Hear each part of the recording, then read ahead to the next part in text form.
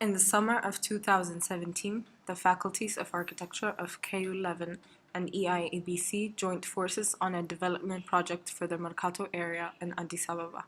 Students of both schools were brought together through the Streetscape Territories research project, an international collective research practice whose collaboration with the eiabc has a 4-year history.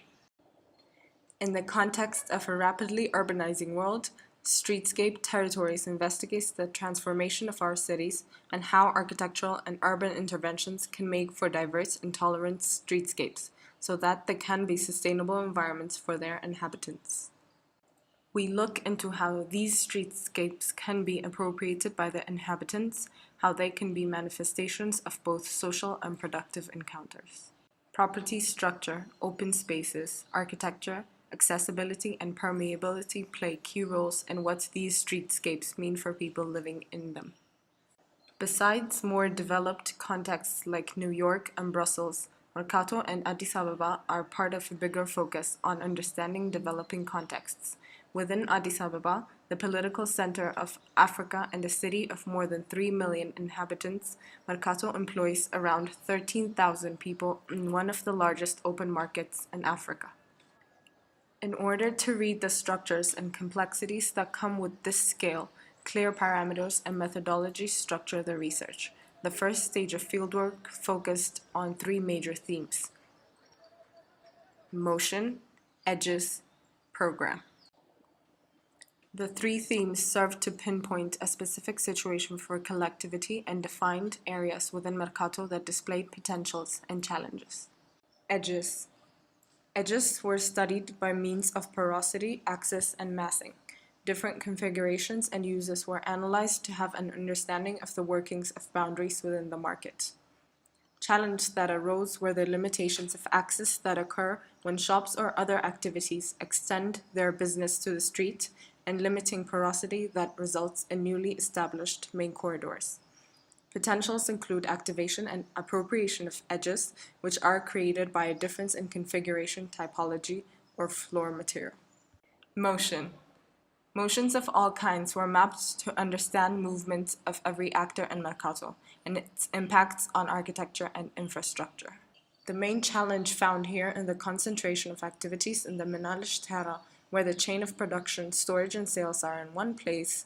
The contrast lies within the more recent mall area nearby, where these units are decentralized. A potential is translating horizontal activities, such as the production chain, to a vertical typology, such as the nearby mall. Program. Goods sold in Merkato are traditionally grouped in defined terras. It still allows for intermediate spaces where programs are flexible, interchangeable, and overlapping. Malls challenge the existing fabric by disrupting groups of similar, interdependent activities within a single terra, which causes inefficient logistics and difficulties in attracting customers. Both typologies of mall and smaller scale shops show potential in the multiplicity of activities that are all interdependent. The 3 themes serve to pinpoint a specific situation for collectivity and define areas within Merkato that display potentials and challenges. After reading the situation on site and identifying potentials and challenges, we started developing strategies for a sustainable development of Merkato. The strategies are divided in 6 themes: program, building, infrastructure, mobility, access, services. Program. Within the program, everyone should be welcome. We see maintaining the presence of different actors of Merkato as a potential for the different markets on the street. A proper additional storage floor can save area on the ground floor, which can be used to expand businesses. A building could be organized around the Merkato process. The inner part could be used for production and storage, while the final products could be displayed on the most visible areas on the main street. A new mall and the surrounding terra can help each other. The surrounding terras can continue through the ground floor of the mall. This way, the mall can attract people to the terra. If there are different types of labor and services grouped together, keeping them close to each other increases productivity and efficiency. Different materials, where to pave or not, placing steps and water drainage, would influence the activities taking place on the sidewalks. Building. Entrances of the mall should be placed according to the existing street so that existing streets continue into the mall. Even if malls have one front facade, the others are just as important.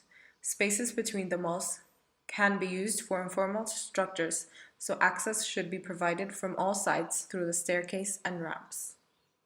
Different functions need different floor heights. Workshops, for example, need high ceilings. Split levels and ramps should be considered to improve circulation in the malls. Working spaces inside a mall or a productive terra should be accessible from a different side than the customer accesses. A building is not going to last forever. We should consider making informal expansions possible. Access. Limiting the deliveries of goods to the shops to the early morning and evening will keep the trucks out of the streets and make movements easier during the day. To prevent congestion and provide more area for activities within the market, parking should be located in designated zones or buildings outside the market area. Loading and unloading areas for goods and drop-off zones for public transport should be specified. Shops do not finish at the entrance. A better connection between the internal and external spaces would lead to increased access and usage. The streets can be designed to allow for shops to extend outwards as long as they do not limit the circulation too much. Gaps will improve access and visibility for shops that are not located on the street. Connecting the malls with bridges will improve connectivity and reduce the need for vertical movement. Instead of building back-to-back shops, creating a joint shop could eliminate the wasted space between buildings and make the transportation of goods and movement of customers easier.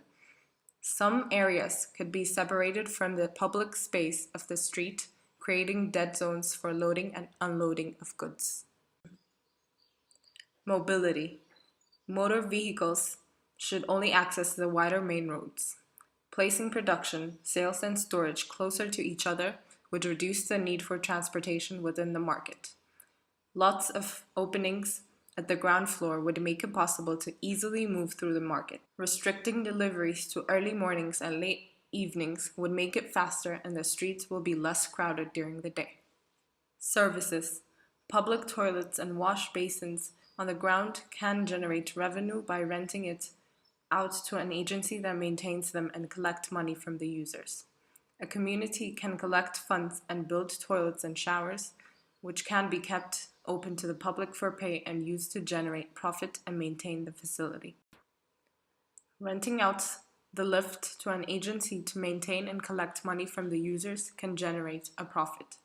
A fixed percentage of the revenue generated by the land lease for a new mall should be used by the public authorities to maintain and introduce public facilities in an area within 500 meters from the new building. Infrastructure. Solar panels can be installed on the uppermost level of a mall to generate electricity for consumption. Excess power can be shared with the grid and generate revenue. Merkato has a great potential to use gravity to collect rainwater from the streets and open spaces. The drawing shows the higher and lower points around Menalish Tara. The highlighted location can become a collection pit and the space around it can be developed into a green area. The streets should be preferably paved with stones instead of asphalt. This will allow some rainwater to flow into the ground and reduce risk of flooding. The simple placement of a drainage channel into the road section will reduce the need for expensive infrastructure works. With these strategies, eiabc and Leuven hope to, in collaboration with the stakeholders, work towards a sustainable development of Merkato.